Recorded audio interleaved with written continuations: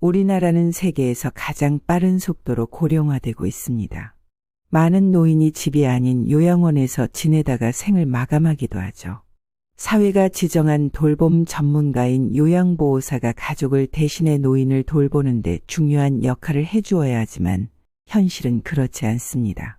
심심하면 터지는 요양원의 추악한 행동들과 사회적 약자가 된 노인들의 학대 등 듣기만 해도 두렵고 화가 나는 행동들이 뉴스나 신문 등의 매체를 통해 자주 밝혀지죠.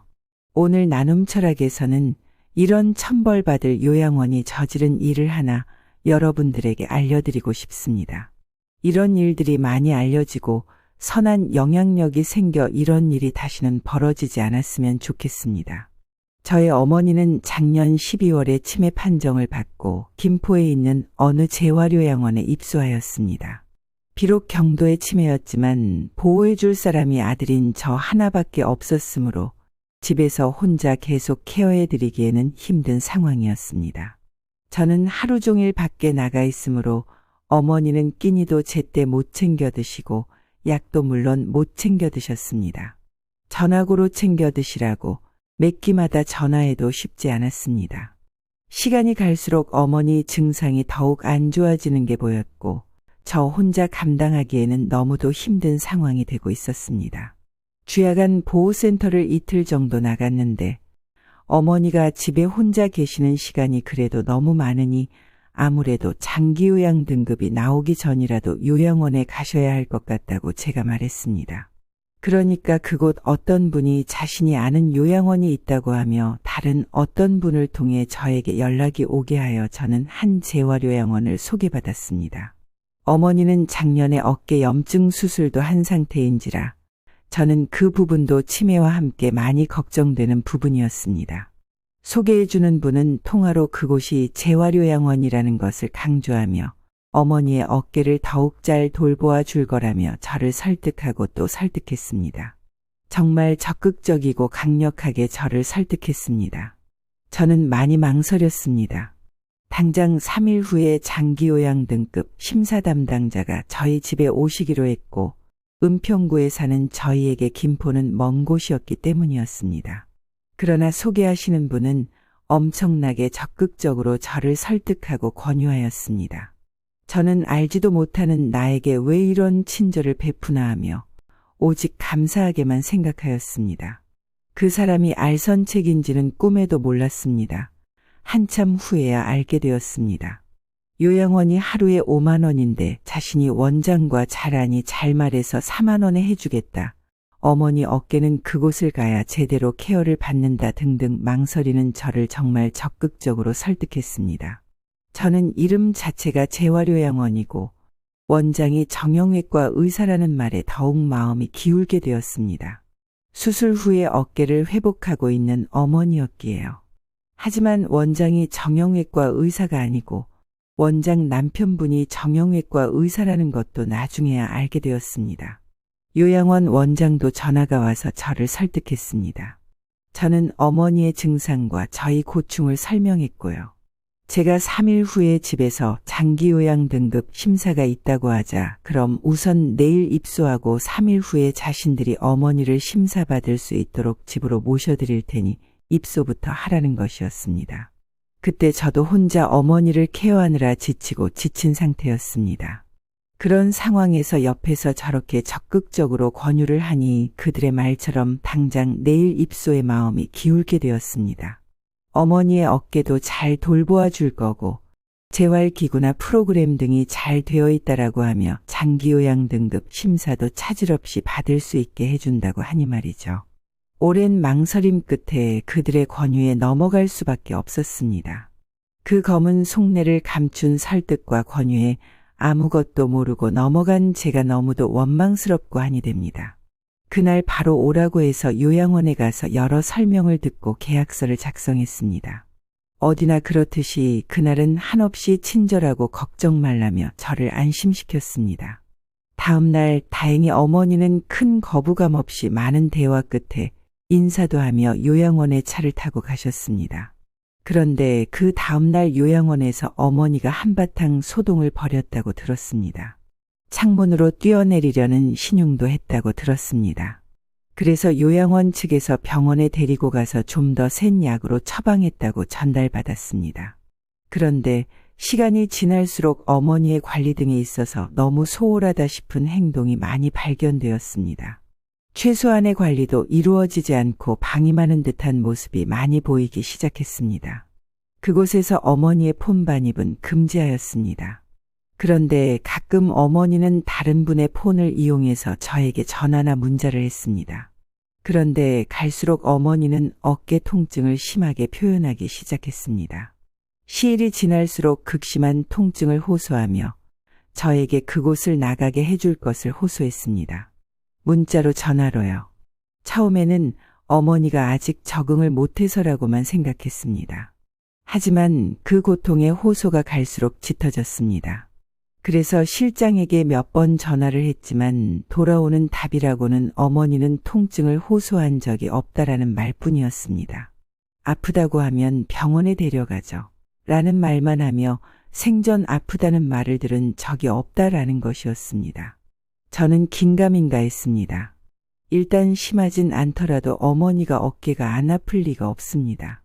그리고 그곳에 간 큰 이유도 어머니의 어깨 회복을 위한 것이 있는데 왜 시간이 지날수록 더욱 통증이 심해지는 것도 이해가 가지 않았습니다. 누구 말을 믿어야 하나 싶었습니다. 하지만 어머니는 나중에는 통화하면서 눈물을 흘리면서 너무 아프다고 호소를 했습니다. 그 호소는 제 가슴을 너무 아프게 했고요. 입소 초반에 어깨 염증 수술을 했으니 뜨거운 찜질을 하지 말아달라고 했고 그들은 제 앞에서 기록을 했습니다.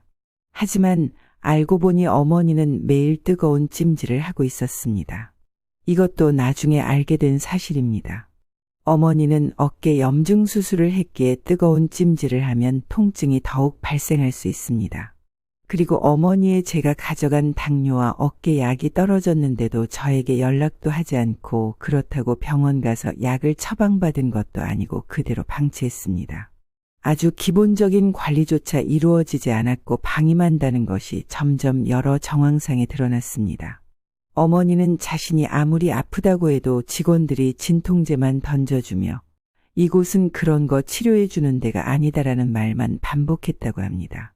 너무도 차갑게 말하고 가끔은 자신에게 소리도 지른다며 제발 좀 이곳에서 자신을 빼달라고 호소했습니다. 다른 환자의 폰으로 장문의 문자도 보내고 전화로 괴로움을 토해냈습니다. 어머니의 호소는 갈수록 심해지고 전화하면 실장은 아무 이상 없다고만 하고 원장한테 전화하면 받자마자 통화할 생각도 안 하고 실장을 바꿔주고 그곳에선 더 이상 어떠한 기대를 할 수 없다 생각해서 요양원 이동을 결심했습니다. 어머니에게서 그런 괴로움을 토로하는 문자나 통화를 지속적으로 들으면 자식으로서 어떤 심정인지 모두들 이해하실 겁니다. 정말 가슴이 후벼 파지고 며칠 동안 일도 손에 안 잡힙니다. 편안히 쉬시라고 보내드린 요양원인데 어째 신체 통증은 더욱 심해져가고 요양원에서는 괜찮다는 말만 하니 이동을 결심할 수밖에 없었습니다. 여러 요양원을 검색하고 그 중에 한 곳의 요양원의 원장님과 통화를 정말 여러 번 했습니다. 이곳이라면 믿고 맡길 수 있다 생각하여 그곳으로 이동을 결정하였습니다. 집에서도 비교적 가깝고 그곳에서는 어머니에 필요한 병원 외래 진료도 해준다 하였습니다. 그렇게 기존에 어머니를 모셨던 재활요양원에 전화를 걸어 아무래도 요양원 이동을 해야 할 것 같다고 말했습니다. 저는 그때까지 한 번도 그곳에 불평을 한 적이 없었습니다. 속은 썩어 문드러져 가고 너무 기분 나쁘고 화도 많이 났지만 어머니를 그곳에 맡겼기에 조금이라도 어머니에게 불이익이 갈까봐 한 번도 불평 안 하고 항상 예의 바르게 부탁드린다는 말만 거듭했습니다. 그런데 요양원 이동 얘기를 하니 가관의 반응이 나왔습니다. 제가 처음부터 계획적으로 자신들을 이용했다는 말을 했습니다. 그러면서 3개월간 이동은 안 된다는 말을 했습니다. 저는 너무도 황당하고 어이가 없었습니다. 제가 이용을 하다니요. 믿고 맡긴 요양원인데 너무도 관리가 부실하고 방임하는 것이 심하게 보여서 고민 끝에 이동을 결심한 건데 무엇을 처음부터 계획적으로 자신들을 이용했다는 것인지 기가 막힐 뿐이었습니다. 그리고 3개월이란 것은 처음부터 언급한 적도 없고 당연히 계약서에도 없는 내용이었습니다. 어느 요양원이나 병원에도 일정 기간 있어야 한다는 계약은 없습니다. 너무 기가 막혀서 그제서야 제가 가져온 불만을 쏟아냈습니다. 서로 언성을 높였습니다. 정말 너무 황당한 순간이었습니다.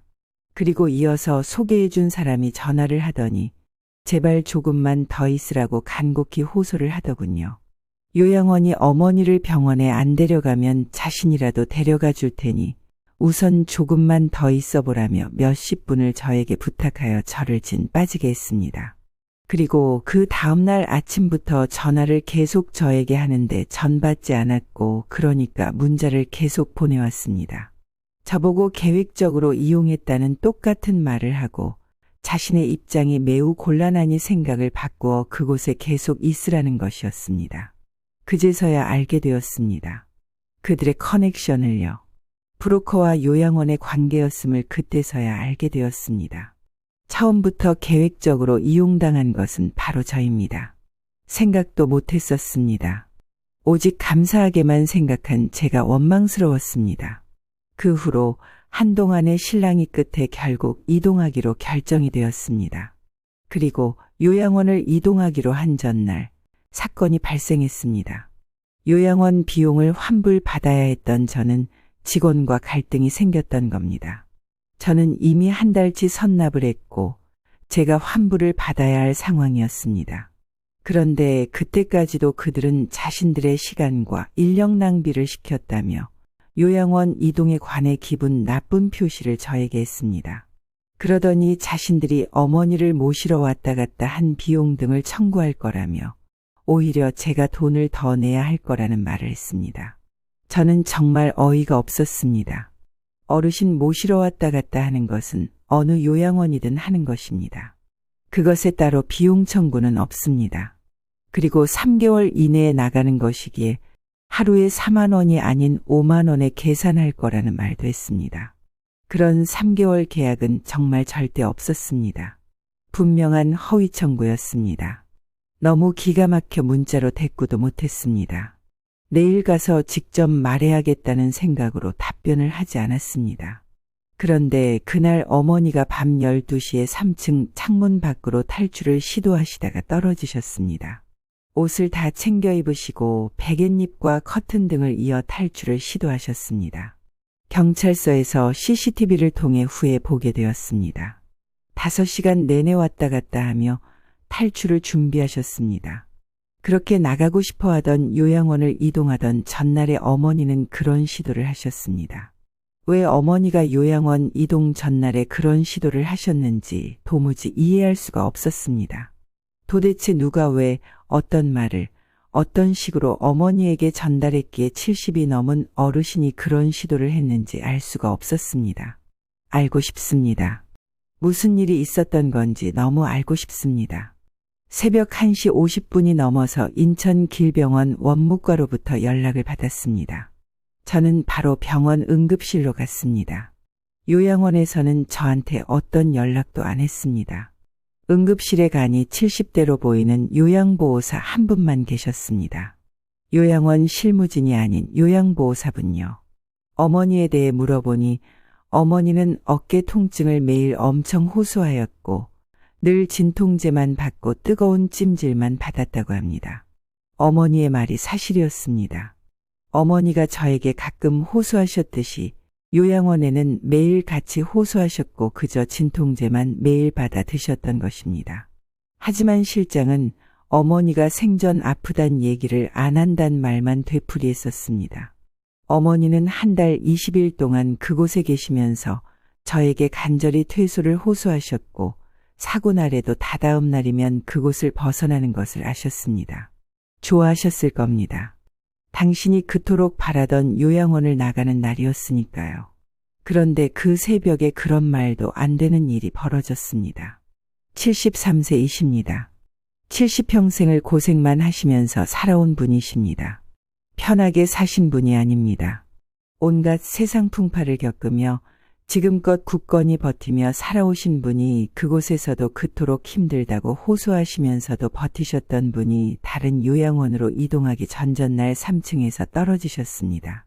응급실에서 병원의 지시를 따르고 면담을 하고 있던 와중에 요양원 직원이 보호사에게 전화를 했고 저를 바꾸어 주었습니다. 요양원 복지사의 첫 마디는 괜찮죠? 였습니다. 저는 많이 안 좋으세요? 라고 대답했습니다. 그러자 이어지는 말이 어머니 여기 오고 이튿날 소동 피운 것 아시죠? 저는 너무도 놀라고 어이가 없었습니다. 너무도 당황스러워서 그 말을 지금 상황에서 왜 하냐고 했습니다. 저희 힘들었다고요. 저희 힘들었다는 거 얘기하는 거예요. 이것은 사실입니다. 한치의 거짓이 없는 사실입니다. 이것이 그 상황에서 사람이 할 말인가요? 사람들 돌보는 일을 하는 사람이 할 말인가요? 그 상황에서 그런 말을 하는 자들이 어르신을 보살피는 요양원의 복지사라뇨. 자기들 책임 면피를 하기 위해서 어떻게 그 위급한 상황에서 그런 말을 하는지 사람이 할 짓이 아니라 생각합니다. 악마처럼 느껴졌습니다. 사람이 위독한 상황에 책임 면피를 위해 처음부터 그런 말을 하다뇨. 지금도 환청처럼 그 인간 같지 않은 말이 저희 귓가에 들립니다. 사고 후 요양원 원장, 관리실장은 어떤 연락도 하지 않았습니다. 일반 직원이 연락한 것이 다였습니다. 어느 누구에게도 죄송하단 소리도 듣지 못했습니다. 응급실에 온 연로한 요양보호사 말고는 어떤 누구에게도 사고의 상황을 전혀 듣지 못했습니다. 그들은 그저 말을 맞추고 자신들 책임 면피를 위한 대책만 세우고 있겠죠. 사고 후에 어머니의 짐들을 보내달라고 했습니다. 보내온 어머니의 짐들 속에서 꼬깃꼬깃 접혀진 종이를 발견했습니다. 저에게 5장의 편지, 가장 친한 동생 분에게 보낸 한 장의 편지가 있었습니다. 달력을 찢어 쓴 글인데 만약 그들이 그 편지를 발견했다면 그들은 그것을 바로 버렸을 것입니다. 그 5장의 글 내용은 충격적이었습니다. 요약하면 어머니가 아프다고 할 때마다 요양원 원장은 어머니 보고 퇴원해서 좋은 곳에서 어깨 치료를 받으라고 했는데 아들이 퇴원을 안 시켜주니 어떡하냐며 퇴원이 불가능하다고 했답니다. 매번 어머니가 통증을 호소할 때마다 퇴원하고 싶으면 해라. 그런데 아들이 안 시켜줘서 못하는 거다. 라는 말을 수없이 어머니는 들었답니다. 약 2달간 그런 말을 반복해서 들으면서 어머니는 저에 대한 배신감과 서러움, 분노만 키워갔습니다. 편지 5장에는 저에 대한 적개심과 배신감만 가득했습니다. 저는 상상도 못했던 일이었습니다. 저에 대한 분노와 비난이 가득했습니다. 요양원의 말을 사실로 믿었을 거고 아들에게 버려졌다는 슬픔과 한이 얼마나 컸을까요? 2달여 동안 그런 마음은 어머니를 이미 정신적인 죽음으로 몰아가고 있었던 겁니다. 요양원 이동한다고 말한 저에게는 3개월 이내는 안 된다. 처음부터 계획적으로 자신들을 이용했냐 등의 말을 하더니 어머니에게는 아들 때문에 퇴원을 못하고 있는 거다. 라는 말로 자신들의 사리사욕만 채우고 있었습니다. 그렇게 돈이 좋으면 관리라도 제대로 하면서 붙들고 있어야 하는데 관리도 제대로 안 하면서요. 그 글을 읽고 너무 힘들었습니다. 지금도 힘들고 앞으로 언제쯤 벗어날지 모르겠습니다. 나쁜 사람들의 세뇌 때문에 어머니는 정신적으로 가장 피폐하고 좌절하는 상태까지 이르게 되었고 이동 전날에 어떤 말을 듣고 모든 희망의 끈을 놓게 되신 것입니다. 더욱 기가 막힌 것은 어머니가 요양원에 남긴 글입니다. 경찰서에서 보게 되었는데 그 글에는 아들에게 모든 돈을 꼭 받아내라. 아들이 돈을 내지 않은 게 잘못이니 돈을 반드시 받아내라. 라는 내용이 반복되어 있었습니다. 그날 낮에 저에게 돈을 더 내야 할 거라며 허위 청구를 했는데 그 말을 어머니에게도 했던 것입니다. 어머니는 아들이 자신을 이곳에 버려놓고 돈도 안 내고 있구나 하며 엄청난 충격을 받았을 겁니다. 자신이 그곳에 민폐를 끼치고 있구나 생각하셨을 겁니다. 그리고 요양원 이동에 대해 어떤 말을 어떤 식으로 들었는지 모릅니다. 그들은 말로 어머니를 돌아가시게 한 겁니다. 한 달 동안 병원 중환자실에 계시면서 두개골 파열에 의한 뇌출혈 수술, 여러 곳의 골절 수술 등을 하셨습니다. 반혼수 상태로 한 달 동안 계시다가 요양병원으로 옮기라는 의사 선생님의 권유에 의해 요양병원으로 옮기게 되었습니다. 그리고 병원을 옮긴 그날 밤에 운명하셨습니다. 어르신을 살리기 위해 존재하는 요양원에서 어머니는 괴로워만 하시다가 숨을 거두시게 되었습니다. 그들은 지금도 거짓 증언을 하며 책임 회피를 하고 있습니다. 조작할 수 있는 것들은 이미 다 조작했을 것입니다. 요양원의 존재 이유는 아픈 어르신을 케어하기 위한 것입니다. 노인 치매 환자를 24시간 관리하는 공간입니다. 그것이 국가에서 지원을 하는 요양원의 존재 이유입니다. 바깥에서 생활이 어렵기에 장기요양 등급을 건강보험공단에서 심사를 통해 받고 안전하게 살아가기 위해 요양원에 모시는 것입니다. 그래야 치매 노인분들의 가족들이 안심하고 믿고 맡긴 후 자신들의 생활을 할 수 있는 것입니다. 요양원 이동한다고 저에게까지 과격하게 반응한 사람들인데 어머니에게는 오죽했을까요? 그들이 상처되는 말을 어머니에게 툭툭 던졌다면 어머니는 심한 좌절을 겪었을 것입니다. 그토록 굳건히 오랜 인생을 살아오신 분이 그 요양원을 곧 나가는데 그런 일을 벌이다니요. 설사 그런 것을 다 차치하더라도 요양원의 업무는 환자 밀착 관리입니다. 경찰서에서 5시간의 분량의 CCTV를 봤는데 저녁에 요양보호사가 아주 잠시 다녀간 것이 전부입니다. 새벽 12시까지 주무시지 않고 왔다 갔다 하며 탈출 준비를 하시는데 그 어느 누구도 발견한 사람이 없습니다. 손해사정사와 김포시청에서 요양원을 다녀가 조사를 했는데 그 사고날 자신들은 아무 말도 한 게 없고 아들이 어머니에게 요양원 이동 사실을 전달했다고 진술했다고 합니다. 그 말을 듣고 더더욱 분노가 차올랐습니다. 그리 뻔한 거짓말이라뇨. 숨길 것이 없다면 왜 거짓말을 할까요? 절대 있어서도 안 되었고 앞으로도 있어서는 안 될 일입니다. 요양원은 사각지대입니다. 대부분 아픈 어르신들이라 그곳에서 어떤 일이 일어나도 가족들은 알 수가 없습니다.